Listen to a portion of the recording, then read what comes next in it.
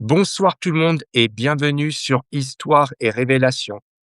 Ce soir, j'ai le plaisir de recevoir la docteure Ilona Regulski, est une égyptologue de renommée internationale, spécialiste de l'origine, de l'évolution et de la transmission de l'écriture égyptienne. Son travail porte en particulier sur les hiéroglyphes, la paléographie, les papyrus, ainsi que sur l'écriture de l'Égypte antique de ses débuts vers 3250 jusqu'à l'Antiquité tardive. Actuellement, elle est conservatrice au musée d'État de Berlin et en 2023 jusqu'en 2014, elle a travaillé au British Museum. Bonsoir, comment allez-vous? Je suis très bien, merci. Et donc, je serai accompagné pour la traduction de notre cher ami, Paul Penseau. Bonsoir Paul. Bonsoir Gélico, bonsoir Ilona. Bonsoir. Est-ce qu'au niveau de la présentation, vous voulez rajouter quelque chose? Do you want to add something at the presentation? I'm very happy to be here with you today. It's always a pleasure to speak about ancient Egypt and hieroglyphs, so I'm very much looking forward to this conversation. Alors, Ilona est très contente d'être ici et c'est toujours un plaisir pour elle de parler de l'Égypte ancienne des hiéroglyphes. Donc, elle adore cette conversation. Elle attend vraiment cette conversation avec impatience. Merci. Moi, je suis très honoré parce que tout ce qui est, autour de l'égyptologie, je suis passionné aussi bien, au niveau du cuniforme parce que j'ai, reçu aussi monsieur Finkel qui est conservateur au British Museum et qui m'a fait l'honneur, d'avoir accepté, on a fait 2 interviews avec lui. J'ai hâte, qu'on puisse échanger ensemble, autour de vos travaux parce que c'est quelque chose qui vous passionne. So, Jellicoe says that he received Irving Finkel from the British Museum, Mhm. who specialized in cuneiform texts. And he's looking forward to having you also because your work seems very interesting, like Mr. Finkel's work. So he's really looking forward to it. Yes, we had many conversations, Irvin Finkel and I, about early writing. Donc, Ilona a eu beaucoup de conversations avec Irving Finkel sur justement l'écriture, les vieilles écritures, les écritures ancestrales. C'est quelqu'un de passionnant. Yes. Eh bien, c'est parti. Qu'est-ce qui vous a conduit à choisir l'égyptologie comme discipline scientifique et plus précisément l'étude de l'écriture? What drove you to choose Egyptology and the study of writing? Yeah, I get this question very often. I think I'm first of all, I generally am interested in what how people live, what people do, how people behave in the past, or how they behaved in the past, how they find solutions to problems. And I wanted to study something that relates to humans, to human Alors, culture in the past, and j'ai beaucoup de questions sur le passé, comment les gens dans le passé résolvaient des problèmes et tout. Et moi, je cherchais vraiment à étudier quelque chose connecté au passé. yes, and I wanted to go back to early times. So I wanted to study something that was very early, the beginnings of something, because I think it's important to understand how something starts. Et je voulais Um, remonter à l'Antiquité, les débuts de quelque chose. Et c'est très important de savoir comment les choses commencent. yes, and then actually, once I was studying Egyptology, I got interested in writing because we were, of course, learning the hieroglyphic writing system and the language behind it. So I was really interested also in the visual, the combination of the visual aspect of hieroglyphs and the fact that it's a spoken language as well. Et après, une fois que j'ai étudié l'égyptologie, j'ai voulu, étudier l'écriture parce que bien sûr, j'étais très intéressé par les hiéroglyphes et je suis très intéressé par cet aspect visuel et écrit du langage. Moi, j'y comprends rien du tout, mais c'est vrai que quand j'entends des spécialistes nous parler, comment ils déchiffrent, ces écritures, hein, puis on sent la passion, et moi, je suis vraiment bluffé de tous ces travaux, de toutes ces personnes qui font des recherches, nous apporter, de ce que les anciens nous ont laissé. So Jellicoe is, very interested in all the ancient Mhm, civilizations, and he's really, astonished really about how the people that study them are really passionate by their work and and he's very interested in how they work and everything. He's interested in all aspects of of your work and your colleagues' work. mhm. Thank you. Yes, I mean, it's a pleasure and a privilege, of course, to be an Egyptologist and to study this wonderful culture every day. C'est un Yeah. plaisir et un privilège d'être une égyptologue et d'étudier tous les jours cette culture merveilleuse. Yes, and Et mm, mm. vous avez aussi étudié, la coptologie. Have Heu, you also studied the cop? Mhm. Qu'est-ce que Yes, ça vous so a enrichi par rapport à l'écriture égyptienne? mhm. Did studying the cops um, help you in your your study of Egyptian writing? For me personally, not so much because it's actually a different writing system. It's the same language. Well, it's a very late version of the Egyptian language, but it's written mainly with Greek letters, and then some other letters are added to it. So it doesn't help you to actually read hieroglyphs, but of course, it is the vocabulary and the grammar is, well, not the grammar, but it's. I'm just thinking about the way, for example, that Champollion, Jean-François Champollion, used Coptic, and he was of the opinion that if he studied Coptic, he would be able to understand ancient Egyptian because it would give him a vocabulary that he would be able to understand, and he thought that then he could also understand hieroglyphs. So that is the kind of working back in time, so to say, that he did, that we don't, I mean, because we developed 2200 years of research, we don't do this anymore, but it helps you to understand later phases of the Egyptian language, of course. And it's Alors, easier to read in a way because it's an alphabetic script, and hieroglyphs is not an alphabetic script. alors le langage copte, c'est pas du tout relié, hem, aux hiéroglyphes, donc à un niveau, non, mais mais ça a quand même aidé Champollion à comprendre donc la partie à comprendre quand même certaines nuances, donc ça aide quand même pour pour déchiffrer le matériel de l'Égypte tardive, mais il faut pas oublier que le copte, c'est alphabétique, alors que les hiéroglyphes ne sont pas alphabétiques. D'accord, moi j'ai toujours cru, en l'occurrence l'écriture copte, découler de l'écriture égyptienne. Jellicoe always believed that Coptic writing came from hieroglyphs, so it's not true. No, the writing system is different. It's worthwhile explaining this a little bit because it's actually quite interesting. Le système d'écriture est complètement différent, donc ça vaut le coup, qu'Ilona explique, un petit peu. So it's the language develops over 4,000 years, and the Egyptian language at a certain point in time is being written slowly with a Greek alphabet. Donc le langage se développe sur 4000 ans et à un certain moment, le langage égyptien est écrit avec de l'alphabet grec.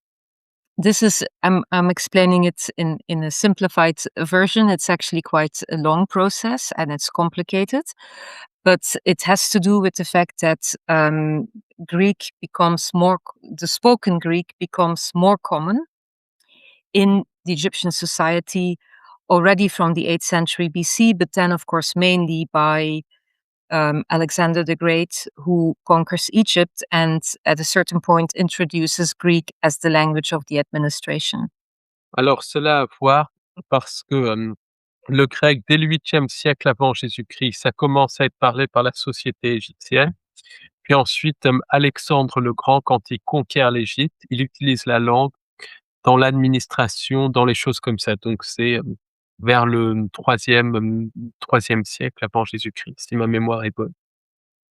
Yes, and so the Egyptians are becoming acquainted with an alphabetic script, and at the same time, there is a parallel development, if you want, that ancient texts are not so well understood anymore.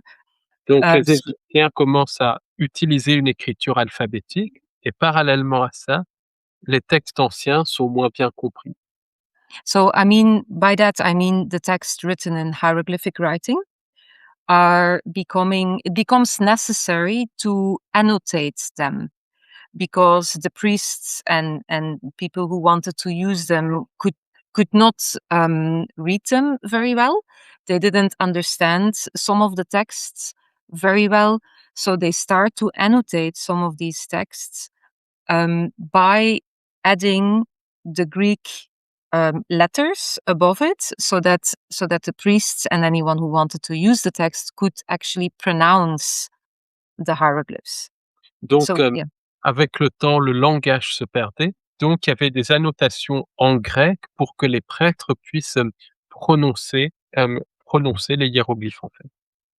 And the same happens with texts that are written in a handwritten script. So not all texts are written in hieroglyphs, of course. Actually, we have more texts that are written in handwriting, which at the time of Alexander the Great, we call demotic. So it's the language of the people, it's the script of the people. So we have hieroglyphs, and then we have a handwritten version of hieroglyphs, which is used for daily life, for contracts, for business deals, and so on. And then we have Greek. So we have these three writing systems at the same time being used and being Donc à l'époque circulated. d'Alexandre le Grand, il y a les hiéroglyphes, il y a, une version aussi pour la vie de tous les jours des hiéroglyphes et il y a le grec. Et il y a 3 systèmes de langage qui circulent, en même temps.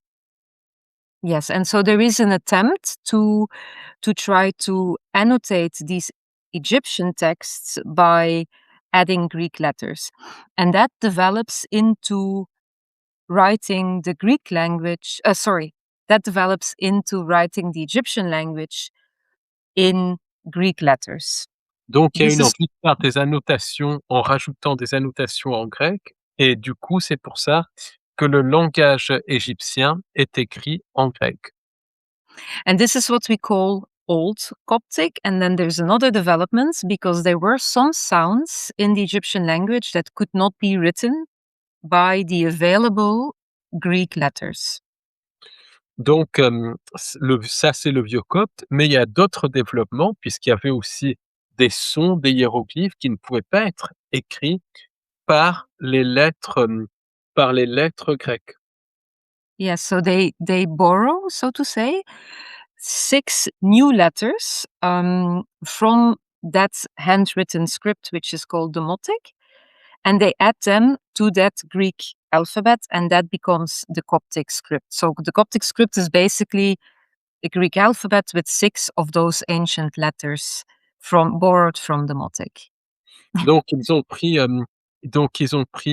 dans la langage copte 6 lettres, en fait, qui sont empruntées au domotique, donc ouais, à ces hiéroglyphes du peuple, en fait, pour faire simple, à cette écriture égyptienne du peuple. Donc voilà, ces 6 caractères qui ont été rajoutés au grec, ça donne le copte.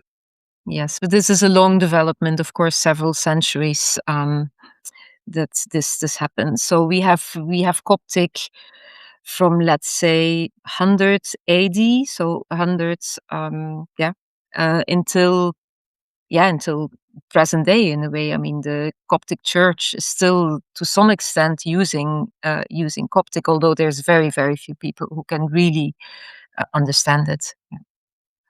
Donc, le copte, donc après ça a évolué et l'Église copte utilise encore le copte, à l'heure actuelle, même s'il y a peu de gens qui comprennent vraiment le copte. Yeah, so the most of the masses nowadays in the Coptic Church are in Arabic, of course, but they still use here and there a bit of Coptic, like we use Latin in our churches sometimes, like Kyrie or Greek. So there is some remnants of that, but it's not very actively used Donc anymore. la plupart des messes dans l'Église copte sont en arabe, mais il y a encore, un peu de résidu du copte qui est utilisé, comme nous on utilise dans nos messes, le latin. Yes, so OK. we have the Egyptian language from about 3000 written down, I should say, from about 3250 BC until in some remnants until today. So we have about 5000 years of language evolution.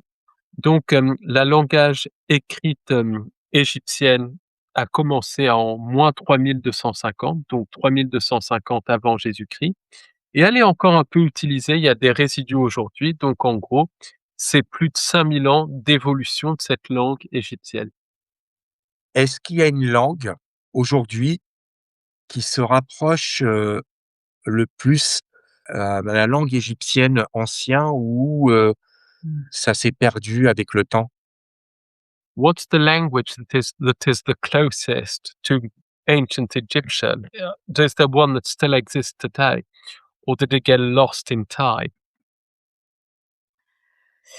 Yes, I mean, yeah, as I said, it is still being used in the Coptic Church. It is really the same language, with the very late development of it. But there is nothing really apart from that. There's not really anything like the Egyptian language. So it's important to distinguish between the Egyptian language and the writing system they use at any given time to write down this language. Donc le copte est encore un petit peu utilisé, mais il y a, très, très peu de langage égyptien qui est utilisé à part le copte ou issu de l'égyptien et c'est très important de distinguer entre la langue l'écriture égyptienne et la langue égyptienne. Est-ce que, justement l'écriture égyptienne, c'est comme les autres, langages? Quand, vous lisez un texte ou une phrase, elle peut avoir plusieurs significations, d'où la complexité comme les autres langues. Est-ce que c'est le même cas pour la langue ancienne égyptienne, ou pas du tout? Um, a lot of languages have different Mhm. meanings with the context. Is it the same with the ancient Egyptian or is it just one meaning? No, it's absolutely depends on the context. The possibilities that you have when you read the text are not endless, so it's not. There is a selection of possibilities, but the exact translation very much depends on context, on the words before, the words after, the subject, the genre of the text. Definitely, yes. Non, ça dépend beaucoup du contexte. Donc, il y a quand même, bon, il y a quand même pas un nombre infini de significations, mais, voilà, les significations dépendent du contexte. Yes, OK.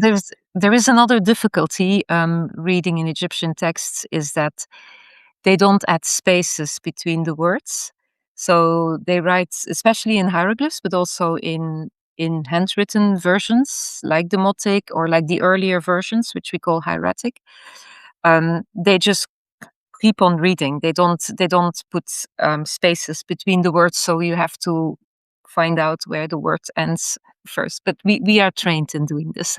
Donc dans la langage égyptienne, ce qui est difficile, c'est qu'il y a pas d'espace entre les mots, donc il faut bien savoir où les mots s'arrêtent, mais, les égyptologues sont formés pour faire ça.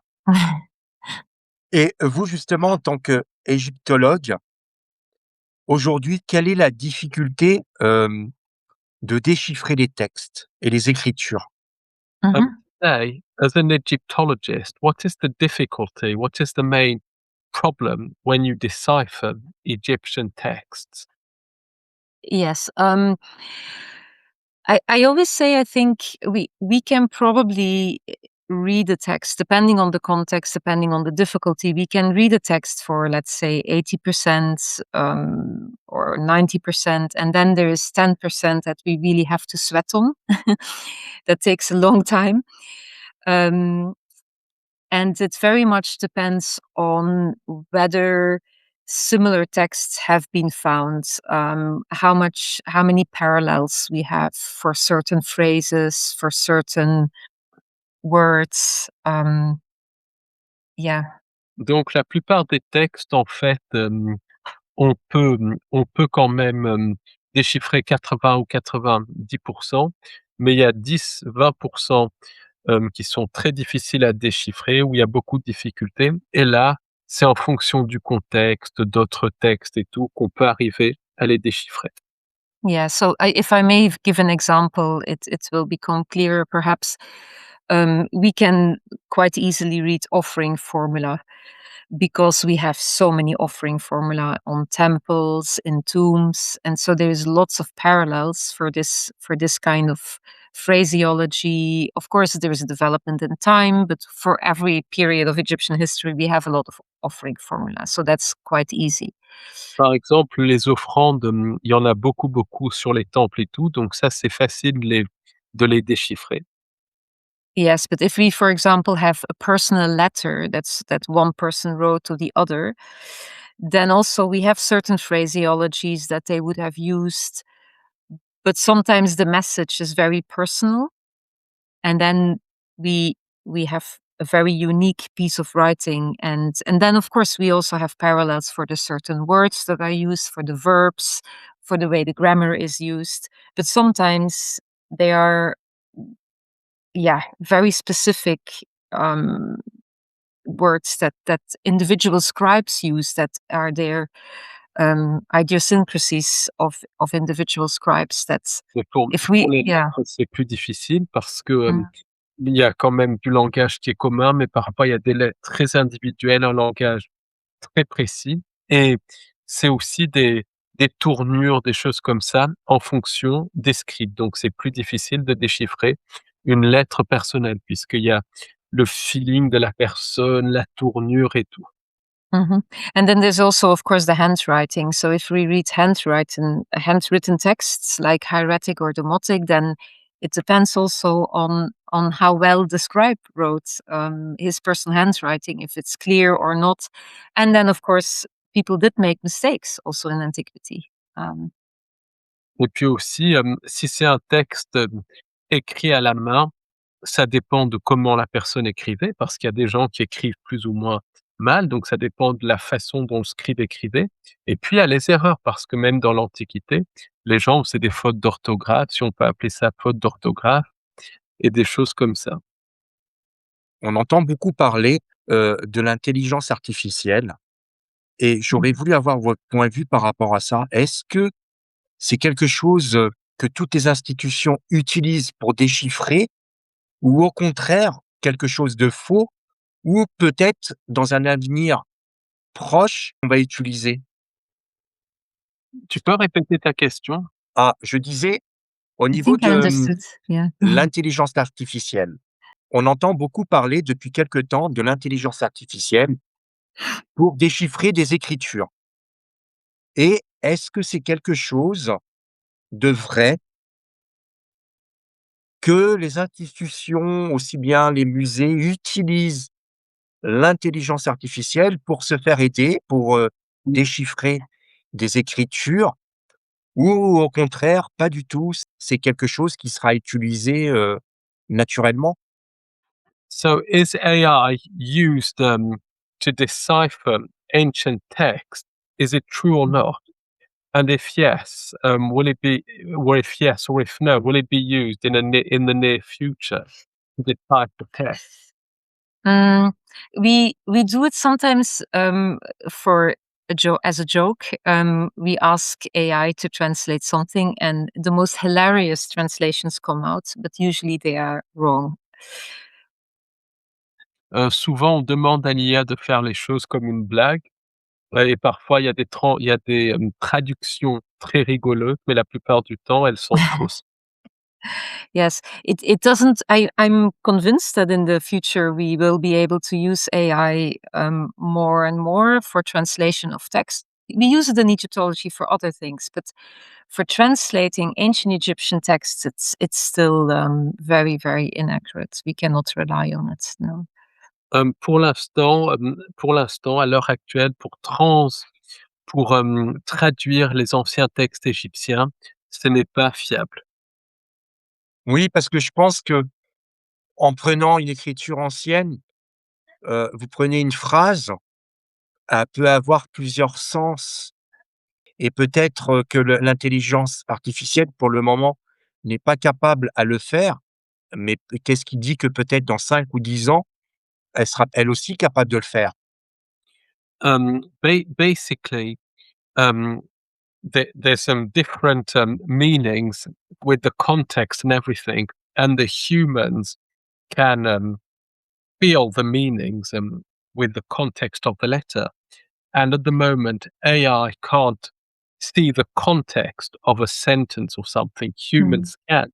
But in 5 or 10 years, maybe AI will be so sophisticated that it will be able to see, to feel the context of a text of something, and therefore get the subtleties, the subtleties of the writing. Yes, I think for Egyptian, the problem that we still have, or AI still has, is that there is a crucial phase in understanding Egyptian texts, is that we have to first be able to read it before we understand what it says. We have to choose for each word, for each hieroglyph, a certain reading, and that reading is, as you say, is based on context, it's based on knowledge. So you would have to feed all possible texts that we have into AI, and even then it wouldn't be able to. I Yeah. I'm not. Well, I don't have the solution how AI could work in the future, but for the moment, it's that crucial. Exactly because it's not an alphabetic script, so you cannot say, okay, AI knows 24 letters, and so it can just translate this text. It's There is this reading phase that is very important, where we first have to read and decipher the hieroglyphs before we can even choose the meaning of the word, if that makes sense. yeah, I see what you mean. Donc en gros, c'est l'intelligence artificielle, donc il faut lire un texte pour en connaître le contexte, et tout ça. L'humain doit lire le texte pour en connaître le contexte, et pour faire ça, l'humain compare à d'autres textes et cetera. Donc pour que l'IA puisse trouver le contexte, il faudrait que l'IA apprenne tous les textes égyptiens et tout. Donc Ilona ne voit pas trop comment ça peut se faire dans un futur proche. OK, It would also take the fun away. I mean, the biggest joy of reading a text for us is to really work through all the possibilities and then find the meaning, and then you slowly get to know what the person who wrote that text all those thousands of years ago want to say. And it's an incredible little. I mean, these are all little discoveries that you make that make our work so really wonderful. And every time you are able to read a piece of text, it's really an amazing experience, and I wouldn't want to give that away to to a computer or to a computer program. Yeah. Donc en fait, il y a aussi tout un truc, de chercher le sens du texte en fonction du contexte et tout. C'est quelque chose d'extrêmement intéressant et tout. C'est fun, en fait. C'est vraiment quelque chose de sympa, et de confier ça à l'IA, ça en enlève la sympathie, ça en enlève le charme aussi, parce qu'il y a tout un charme à faire ça. ouais, OK. Mm. Votre thèse portait sur les premières écritures égyptiennes. Pourquoi ce moment fondateur vous semble-t-il décisif? Your thesis was on was basically on deciphering texts. Why? How was it decisive for you? What was decisive for you about it? Yeah, so I chose the topic of my PhD in a time when early writing was in, so to say. And this is important in the field of Egyptology. There are trends of what people like to study. And about when did I defend my PhD? 2007. So that's already almost 20 years ago. My goodness. Um, in those days, there was a trend to study early Egypt, and it's still important, of course, but we just had some really important discoveries in Upper Egypt that relate to early writing. And so we had all this new source material coming out.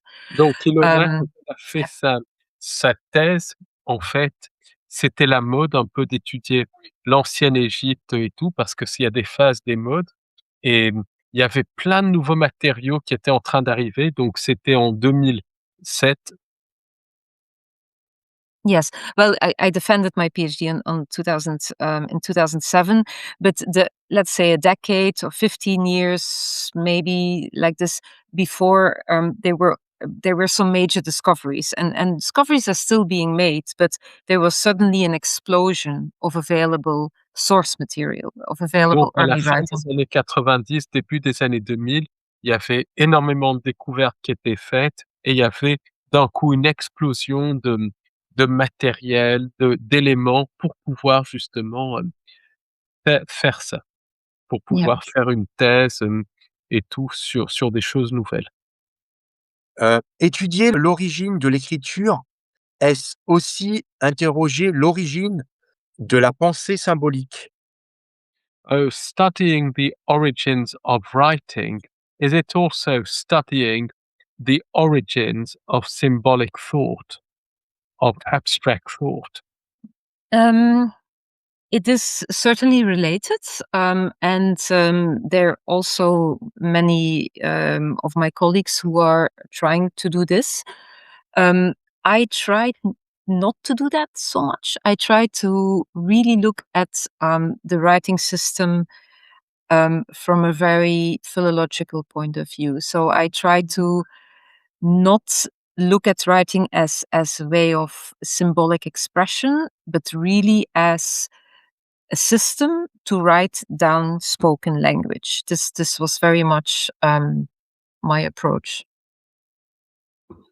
Donc, oui, l'approche en fait d'Ilona, c'est d'essayer d'aller au-delà du langage écrit parce qu'il y a il y a toute une philologie, je sais pas si ça se dit en français du reste, dans sa manière de rechercher et tout. Donc, oui. Because it's important to stress that there is a point in time where I mean people have been expressing themselves in symbols. And then there is a very conscious moment in Egyptian history, which is also it's not from today to tomorrow, but it's a process. But there is a conscious codification of a system that is a writing system that is meant to write down language. So, I mean, if you talk about expressing things in symbolism, that goes back much further in time, of course. But I was very interested in that phase where people start to use a systematic writing system to write down what they wanted to express. Like there is a difference between a symbolic system and a writing system. And hieroglyphs are, as a writing system, they're not. Their main function is not symbolic, so to say. They have also, because of their visual appearance, they have a symbolic meaning, but they are also letters and words. Donc les hiéroglyphes, sont effectivement connectés au symbolisme, à cause de leur apparence et tout, mais ça va au-delà quand même de quelque chose de symbolique. C'est des lettres, des mots qui sont représentés comme des symboles, mais c'est des lettres et des mots. Donc c'est vraiment un système d'écriture avec un aspect symbolique, mais c'est plus un système d'écriture. Peut-on déjà parler d'intention politique dans les premières formes d'écriture égyptienne? Um, was there any politics in the first Egyptian writings, in the earliest Egyptian writings? Was there Hmm. reference to politics? Not extensively. So we have mainly short, very, very short texts, very short annotations, and the main content, so to say, is economic. It has to do with transporting goods, but we have, I mean, it borders maybe political propaganda a little bit. We have uh, the writing down of royal names. So the kings like to put their name on things. We also have that in those very early days. Yes. Donc, c'était surtout économique, en fait, mais les rois et tout ça, et il y avait un peu de propagande politique quand même, parce que les rois aimaient écrire leur nom et tout, donc c'était surtout économique, mais il y avait quand même de la propagande politique dans les premiers hiéroglyphes. OK, So as soon as we have, so what I want to say is that as soon as we have the writing system, it's immediately used by an elite part of the population to express their status. So in that sense, it's political, but we don't have long political texts. Of course, it's Alors, more like dès qu'il y the a le usage of the script is becomes a vehicle to express your status. Donc dès qu'il y a un système politique, c'est écrit, c'est dès qu'il y a un système d'écriture, en fait, c'est utilisé par une, certaine portion de la population pour montrer leur statut et tout.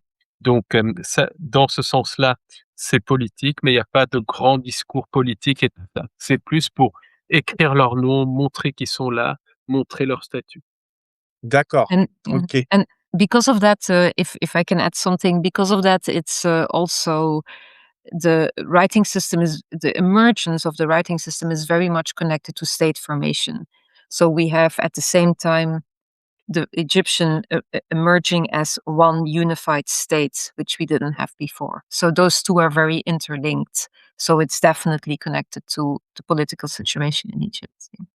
Et en même temps, l'apparition de l'écriture est aussi connectée à l'émergence d'un système politique unifié, d'un État unifié. Donc à ce niveau-là, oui, c'est connecté à la politique. Que vous a apporté votre expérience au Caire, au plus près des sites et des archives égyptiennes? Um, so what did it bring to you, your experience in Cairo, near the Egyptian sites and near the Egyptian archives? What did it bring you? Yes, of course. I mean, I'm always convinced that you have to spend as much time in Egypt as possible. So I was very lucky to live there for several years, and I had access to the sites just by proximity. I was able to go very often. I was also coordinating a study program with students from the Netherlands and Belgium who would come to Egypt to study Egyptology with me for one semester. So I went around with them and visited lots of sites, visited ongoing excavations, and that exposure, of course, is amazing. Yeah, definitely. Hem, oui, oui, bah, ça a apporté quelque chose parce qu'il y a tout le travail de terrain et Ilona donc amené des étudiants de Hollande, je crois, si ma mémoire est bonne, sur différents sites. Donc oui, ça a exposé, ça a donné du relief à toute sa recherche et tout. And it's very important to get to know the topography of Egypt, because in order to understand many of the texts, it helps if you know what Egypt is like, if you know how an ancient city or a temple or a tomb may have looked like. And you notice sometimes when you read articles by colleagues who don't go to Egypt so much, they will make statements about the person went from this place to this place in a certain time or something like that, and you just know that it's not possible. If you've been there, you know that it's much further away, or you know that the topography doesn't allow this kind of whatever is being interpreted. So it's very important to know, Egypt and the Nile Valley, and there's the desert, and the tombs are very high up. You have to climb a mountain to get to the tombs. I mean, all these kind of experiences are also very important to understand what the ancient Egyptians were saying. Although the landscapes changed a lot, of course, but still there's some basic similarities. C'est très important de connaître aussi la topographie de l'Égypte pour se mettre dans le contexte et comprendre ce que voyaient les anciens Égyptiens, même si les choses ont changé. Parce que, par exemple, dans des textes anciens, ils vont dire: «Telle personne est allée à de tel temple à tel temple». Simplement, quand on est sur le terrain, on se rend compte que c'est pas possible parce que les temples sont très éloignés les uns des autres, donc c'est pas possible, par exemple, qu'ils y aillent comme c'est indiqué dans le texte, ou bien il y a des tombes qui sont dans des montagnes, dans des collines et tout, donc pas facile d'accès et tout, donc c'est très bien d'avoir le contexte. Même si ça a beaucoup changé, il reste des similitudes. Yeah, OK. something that was very important for the ancient Egyptians, of course, was the Nile and the Nile inundation.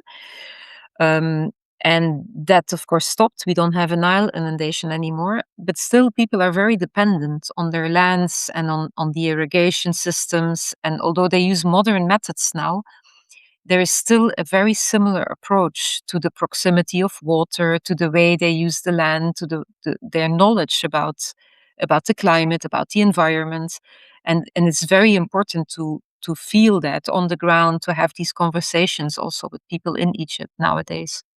Ce qui est très important à comprendre aussi, c'est que les anciens Égyptiens, leur vie dépendait des crues du Nil, donc ça, c'est très important.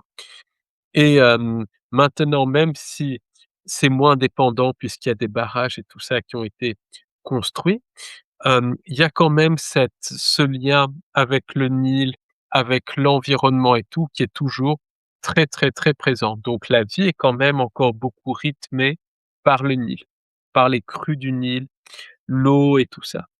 Ilona, comment avez-vous vécu votre rôle de conférencière invitée à l'université de Yale? Ilona, how did you live your how did what you have to say about the fact that you were invited to give conferences at the Yale University? Yeah, that was also an amazing experience. I think as an Egyptologist, we have to be very flexible and very international and travel around. And it's really good to see other working cultures, other approaches to Egyptology. And of course, I mean, the US, American universities have incredible resources I mean, in comparison to a place like Yale that we sometimes don't have in Europe. Um, and so this was, yeah, a very wonderful experience. Definitely, yeah. En tant qu'égyptologue, donc il faut être flexible et tout ça, pas et les universités américaines ont des ressources que les pays européens n'ont pas. Donc voilà, ça, c'est une très, très bonne expérience, rien que point de vue ressources, logistiques et tout ça. Mhm. And it was also, I mean, I was invited by the professor there, John Darnell, who also has worked on early writing and on early symbolic expressions of writing and on early rock art. And so we met at conferences before and exchanged a lot of information about um, exactly that early phase of Egyptian history. So I think that's also why he was interested. And yeah, for me, it was a wonderful experience. There is in the Anglo-Saxon world, as we say in the US and also in the UK, you have that there's an openness in sharing research that many European institutions can learn from. There's a lot of Egyptologists try to keep their material to themselves, and there is. I mean, I feel that there is a lot more about. There's exceptions everywhere, of course, but there's a lot more sharing of information and open sources and stuff. And it's changing in Europe too, but that was also definitely a wonderful experience. En fait, aux États-Unis, ce qui différencie par rapport à l'Europe, c'est qu'il y a beaucoup plus d'ouverture, de partage des recherches, d'open source, alors qu'en Europe, c'est beaucoup plus fermé et l'Europe a beaucoup à apprendre de ça, même si c'est en train de changer. Donc il y a beaucoup, beaucoup d'échanges d'informations, de circulation d'informations aux États-Unis. D'accord. Quelle différence majeure percevez-vous entre les traditions égyptologiques européennes et anglo-saxonnes? Mm. Which differences do you see between the Anglo-Saxon Egyptology traditions and the European Egyptology traditions? Yeah, I think those differences are disappearing also. The world is becoming more, I mean, also our field is becoming more global. There is much more exchange than there was before. So those differences are, I think, not that strong anymore. But what I feel is that in Europe, and especially in Germany and France, definitely, there was a strong focus, I think, on writing, perhaps. Exactly, that is also like not so. It's not so strong anymore. But Germany and France have these long traditions in Egyptology. In also, yeah, they were in Egypt first, and that kind of long history with Egyptology. I mean, you know, French were very crucial in that formative period in the middle of the beginning of the 19th century. That, of course, you notice in the institutions. That long history of knowledge tradition is definitely there. La France et l'Allemagne, ont une longue tradition de connaissances par rapport à l'Égypte, bah, surtout la France, toutes les campagnes d'Égypte mettent beaucoup de connaissances et ça se voit dans les institutions. Mais Especially when it. Yeah, sorry. globalement, les différences sont en train de se refermer, mais ça se voit. So go ahead, Ilona. Yeah, no, it's just yeah, how should I say? There's the differences are not so clear anymore because we have a lot of European scholars actually working in the United States now, and we have Americans coming here. And when I was at the British Museum in the UK, maybe we will come to that point. We didn't have so many British people in our department. We were mostly Europeans. There was an American, there was a Canadian. So we are all coming from certain traditions, but we're mixing them. So Il y a de plus en plus de mélanges, il y a des universitaires européens qui vont aux États-Unis, des universitaires américains qui vont en Europe. Au British Museum, il y avait une minorité de chercheurs britanniques, il y avait plus des Européens et tout, quelques Américains et tout. Donc les choses sont en train quand même de se mélanger. Le fossé, la différence est en train de se combler. Et justement, est-ce que vous avez eu l'occasion d'aller visiter les archives, au musée de Turin? Parce qu'on sait que Turin, a une très grande collection égyptienne. Have you visited the archives of the Turin Museum? Because there's lots of Egyptian antiquities in Turin. Have you had the opportunity to visit them? Mhm. Yes, we are very close colleagues and friends with the museum in Turin. I've been several times. Also, when I was preparing the hieroglyphs exhibition in the British Museum, we borrowed objects from the Museo Egizio in Turin.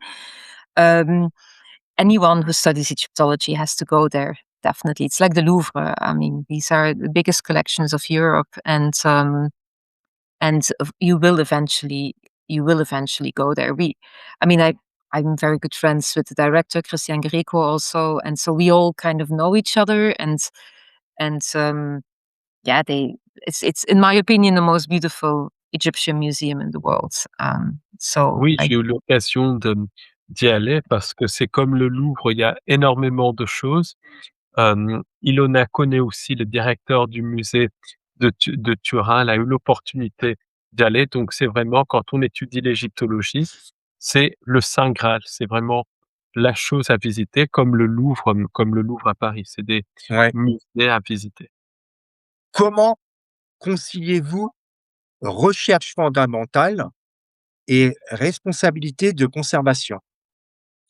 How do you reconcile your research and your responsibility to keep all this, to preserve all this?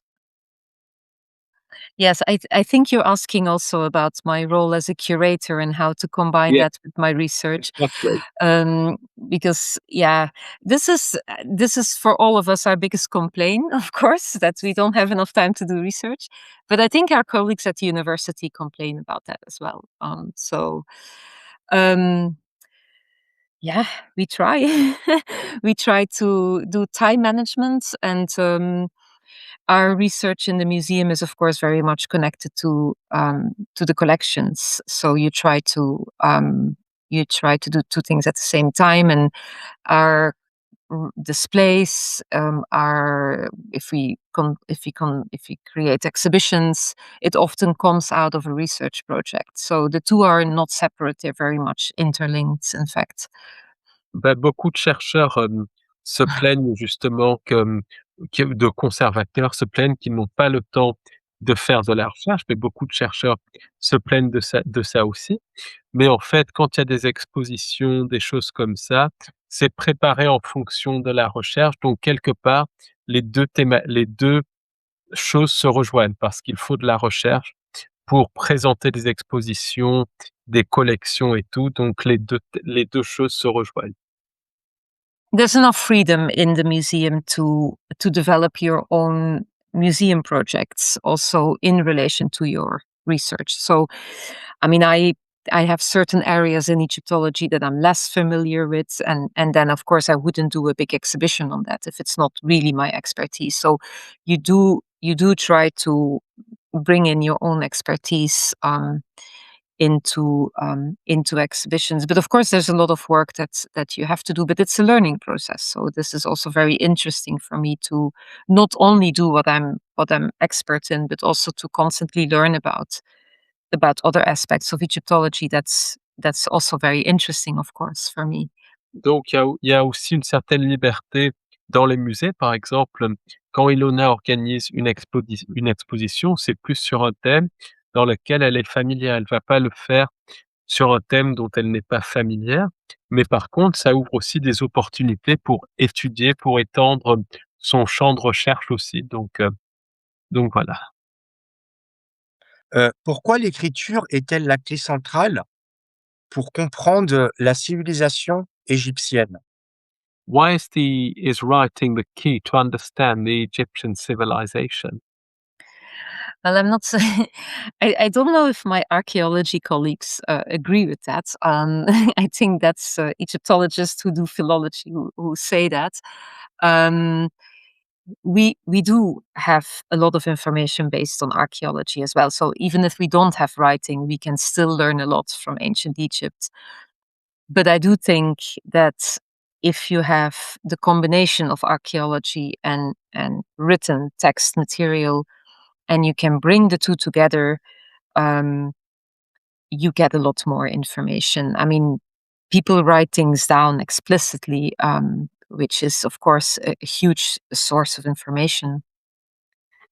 Donc, l'archéologie apporte quand même des informations, beaucoup d'informations, mais combiné avec l'écriture, ça apporte énormément d'informations et surtout quand il y a des choses qui sont écrites, ce que les gens ont vu, vécu et que c'est écrit, ça apporte énormément d'informations. Donc, c'est un mélange des 2, mais l'écriture apporte beaucoup, beaucoup d'informations.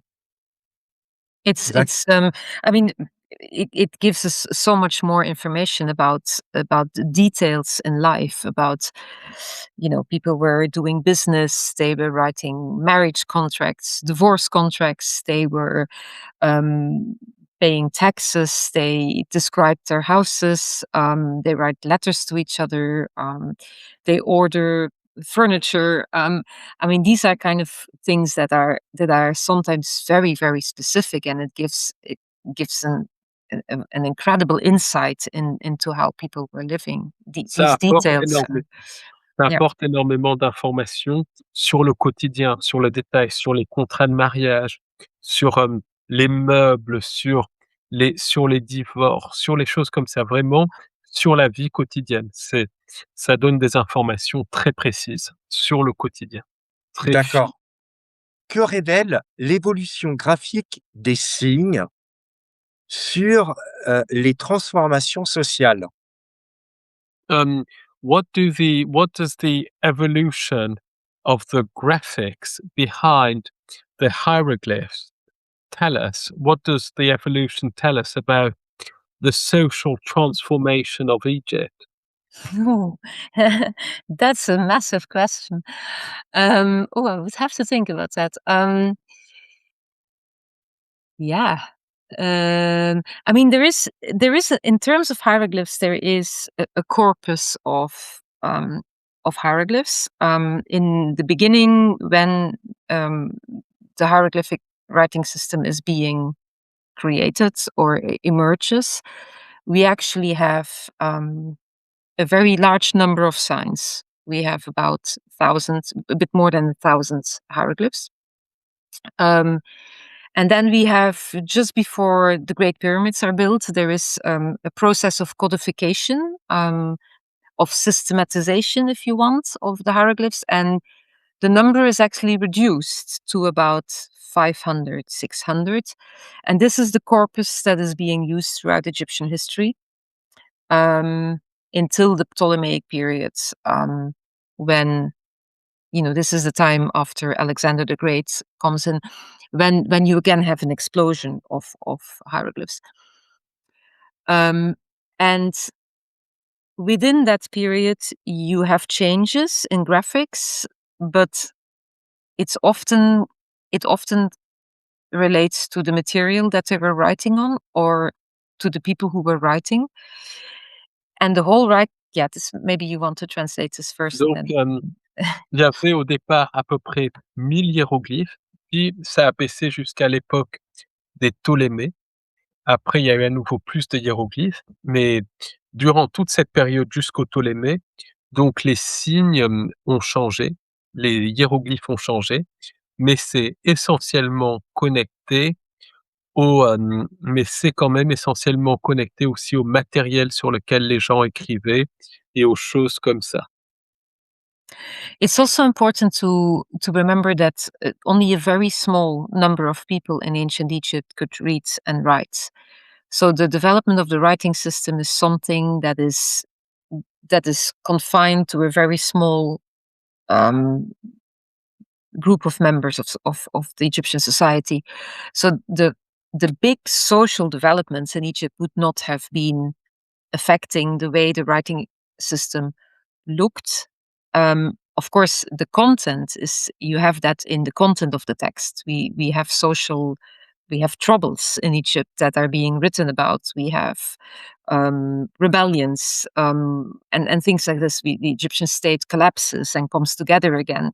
This is being written about, but it doesn't really changes the way the writing looks so much. We have foreigners in Egypt. They bring their writing systems with them. They don't really affect the writing system so much until Greek. Greek is the only language and script that then will have a tremendous impact on the Egyptian writing system, but the others actually don't so much. Sorry, there's a lot of information Donc for you to donc en translate. fait, globalement, bon, il y avait des problèmes sociaux en Égypte, des changements de société en Égypte, des troubles et tout ça, mais c'était qu'une petite partie de la société égyptienne qui écrivaient. Donc, finalement, les caractères n'étaient pas trop affectés par les troubles sociaux et tout. Par contre, les textes parlaient de troubles sociaux et tout. Et les caractères ont vraiment changé quand les Grecs sont arrivés. Là, ça a vraiment eu un impact sur le langage, sur les caractères et tout. Donc, Yeah, there is perhaps, I mean, there is a few cases where you could say there is an administrative reform in Egypt, for example, and this has a massive impact on writing. There are a few cases. In fact, one of them is in the late period when you have an administrative reform that it's a bit complicated, but that kind of uses the writing system that at that point is used in northern Egypt, and that then becomes, which is the demotic. The usage of demotic in Egypt actually comes out of this administrative reform, and is then being used in the whole of Egypt. So this does happen, but it's not so often, and it doesn't affect that much the way the writing system looks. If you talk about graphics, yeah. donc il y a eu des réformes administratives quand même, et la domotique est connectée à certaines de ces réformes administratives. Mais, donc ça change le langage quand même, mais ça ne change pas les caractères. Les caractères ne sont pas connectés à ces réformes administratives vraiment. Le geste du scribe a-t-il une dimension identitaire? Um, is there, has the scribe's gesture, has it got an identity purpose? Is there an identity dimension to scribes the scribes? Yeah, the scribe itself is it has a high position in Egyptian society. The it's yeah, the scribe has a high status because he's the keeper of knowledge. He knows the texts, he copies texts, he interprets texts. So he has actually a lot of power in a way over knowledge, and that makes him quite gives him a special status in society. Le scribe est haut placé quand même dans la société, donc il a un statut spécial dans la société. Il fait partie quand même d'une certaine élite. Yes. And so we have a beautiful text, for example, the teachings of Heti, which which in which a father tries to convince his son to become a scribe. And he compares it's a literature, it's a literary piece, and he compares the profession of writing with all the other professions you could do, and he displays them as all very horrible. So he says, for example, would you want to be a bricklayer? You will always be outside and you will always be dirty. And so he goes on talking about other professions and how horrible they are, and then there is the profession of a scribe, which is more beautiful than anything. So surely his son wants to become a scribe. It's a famous literature piece. Donc il y a, un morceau de littérature égyptienne où le père, essaye de convaincre son fils de devenir un scribe. Donc pour le convaincre, il lui explique comment les autres professions sont affreuses. Par exemple, comment quelqu'un qui met des briques, un maçon, il se salit et tout, pour essayer de montrer que la profession de scribe, c'est la plus agréable. Et puis voilà, il essaye de convaincre son fils comme ça, et c'est un très, très beau texte. Comment choisissez-vous les corpus que vous étudiez? How do you choose what you're studying, basically? Yeah, that's a good question. Um, yes, it depends on so many different things. I mean, I work in Egypt also, and if you have an excavation, if you have your own project, or you work on an excavation, of course, you are also you have to deal with what you find. You cannot always predict what you're going to find. So that's one way of of choosing. You don't choose it; it comes to you in a certain way. Ça dépend de nombreux facteurs. Par exemple, quand Ilona est en Égypte, qu'il y a des fouilles, c'est en fonction des fouilles et tout, donc on peut pas vraiment choisir ce qu'on étudie, les corpus qu'on étudie. C'est les corpus qui viennent plutôt aux chercheurs. But the other way is, of course, in our museum collection. I'm very privileged to be able to just use the material that is in the stores, and you look a little bit about the general research questions that are going on in Egyptology, and you want to contribute. So if there are texts that have never been written, that have never been read before, never been translated before, and it fits somehow in a bigger research question, then that's also a way to choose what to do. I mean, we have so many options really to choose from. That you should choose something that you know that you're interested in, but you also want to contribute something to Egyptology in general. So you try to pick those things that you think are going to advance our knowledge of ancient Egypt. Donc, pour choisir les corpus, c'est les choses qu'on connaît, mais c'est aussi dans les collections, par exemple, il y a des documents qui n'ont pas été traduits et tout, donc c'est de les étudier. Donc à la fois, c'est d'étudier ce qu'on sait, ce qu'on maîtrise, mais aussi des choses nouvelles pour faire progresser la connaissance par rapport à l'Égypte ancienne. Donc c'est, pour faire simple, multifactoriel. Il y a plusieurs angles, étudier les fouilles, étudier les collections, les choses comme ça. Vos travaux sur, Assiout ont-ils modifié notre compréhension de l'Égypte provinciale?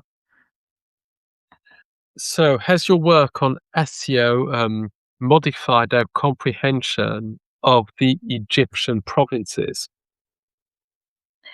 Um, I hope it has a little bit, or it will.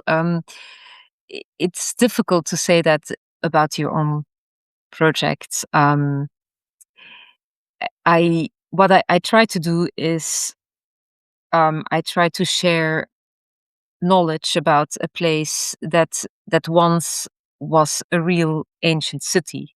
Um, and most colleagues, most Egyptologists work in burial places, in tombs. There's many reasons for that. One of them is that many cities are buried under modern cities, under modern Donc, villages.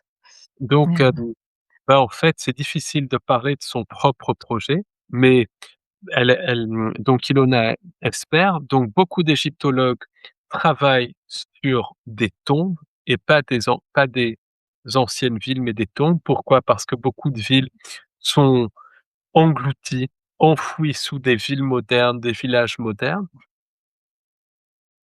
Yeah, so I worked in a place, for example, that is still a little bit accessible, in a small village south of Asyut that was a very important city in around 2000 BC, and also other parts of Egyptian history.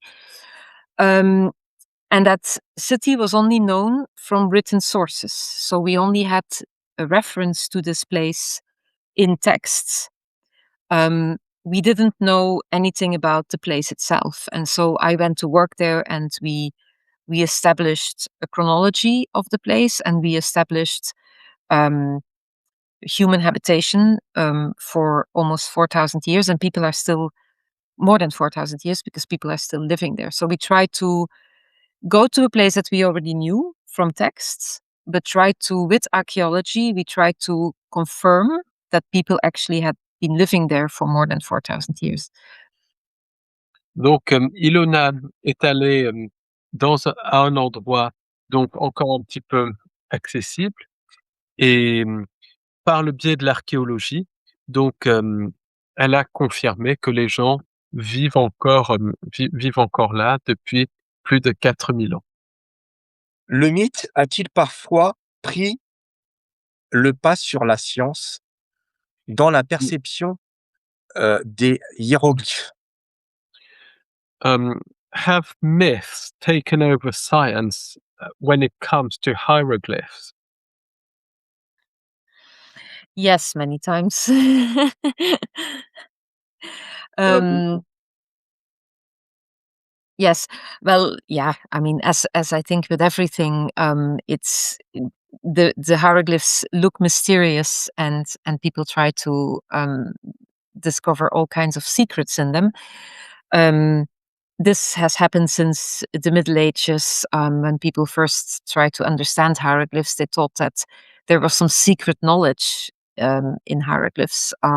People have also thought that if you could read hieroglyphs, you could turn metal into gold. Unfortunately for me, this is not true. Um, but yeah, this has been something of all ages, actually. Oui, oui, ça c'est très clair. Par exemple, beaucoup de personnes pensaient que quand on déchiffrait les hiéroglyphes, on pouvait transformer, le métal en or et tout ça. Donc, oui, absolument, beaucoup de superstitions autour de mythes autour des hiéroglyphes. Parce qu'ils ont l'air mystérieux et tout. Ilona, j'ai encore une dernière question et moi j'aimerais bien encore, rester encore plus longtemps parce que c'est passionnant ce que vous racontez. Heu, Comment rendre accessible un savoir construit sur des millénaires? So, Jellicoe's got a last question, but he'd like to talk more with you because it's really fascinating. Um, so what he'd like to know is how do you make a knowledge basically that's been built over over thousands of years accessible to most people? How do you make it accessible to the majority? Hmm. Yeah, this is a big challenge. It's our biggest challenge actually as a curator in the museum, especially for us. We try to reach the larger public. This is very difficult. You have to digest a very complex ancient society into something that is comprehensible for anyone who doesn't study Egyptology for 20 years. This is difficult, but we try to use yeah, we have methods for this. We try to maybe you want to translate this first Donc, part. en fait, toute la difficulté, c'est de rendre quelque chose hem, d'ac d'accessible, à la majorité des gens. C'est de rendre, énormément d'années d'études accessibles à la majorité des gens et il y a des méthodes pour ça. Yeah, so we do exhibitions, we try to have a presence online, we try to make our collections available, we try to explain, we also, I mean, we are careful to, I mean, we pay attention to the language we use, that we when we use special words, that we explain them, and so on. But I think there is a general interest in Egyptology with the public, and that is, of course, already a first step. If people are Donc interested, they're going. pour rendre, ça accessible, c'est déjà organiser des expos, utiliser l'outil internet et tout et puis il y a un intérêt du public pour l'égyptologie. Et ben, écoutez, on va arriver à un terme à notre interview. En tout cas, Ilona, je tenais à vous remercier profondément, d'avoir accepté, de partager vos travaux et de ce que vous faites et j'espère qu'on aura encore l'occasion, de refaire une autre interview, de rentrer un petit peu plus dans le détail, d'expliquer comment vous faites pour, déchiffrer des écritures. Je pense que ce serait peut-être quelque chose de très intéressant de faire pour la prochaine fois et en général, à mes invités, je leur laisse le mot de la fin et donc du coup, je vous laisse le mot de la fin. So thank you, Ilona, for giving Jellicoe your time, and he'd like to re-interview you on certain aspects of your research because it was very, very interesting. But Jellicoe likes to give his guest the last word. So, what would your last word be for this show? Oh, um, well, I think I hope that people. Well, I always hope that people learn from history. Um, and the ancient Egyptians were one great civilization that have contributed immensely to the history of mankind and humanity. And they had problems and they solved problems like many civilizations after them. But we seem to live in a time when where people are not learning from history and are making the same mistakes over and over again. And as a historian, this is a bit disappointing. So I hope that with events and interviews like this, we hope to, of course, excite people about ancient societies and ancient cultures, um, and that they understand that it's important if you want to understand the future that you also know your past and that we understand where we come from. Ce qu'Ilona voudrait, c'est que les gens apprennent de l'histoire, apprendre que c'est en connaissant le passé qu'on peut connaître le futur. Et ça, c'est ce elle voudrait le plus parce qu'à l'heure actuelle, les gens apprennent de moins en moins du passé. Ils commencent à oublier le passé. Or, c'est en étudiant le passé que l'on apprend le futur. Yes. OK. Thank you, Ilona. De rien, À très avec bientôt. plaisir. Well, thank you, Ilona, and thank you for giving us your time. À It was très a pleasure. bientôt. Yes. Okay. Bye bye. Merci. Bye bye. Bye. Bonne soirée. À bientôt. Yeah. Ciao. Ciao.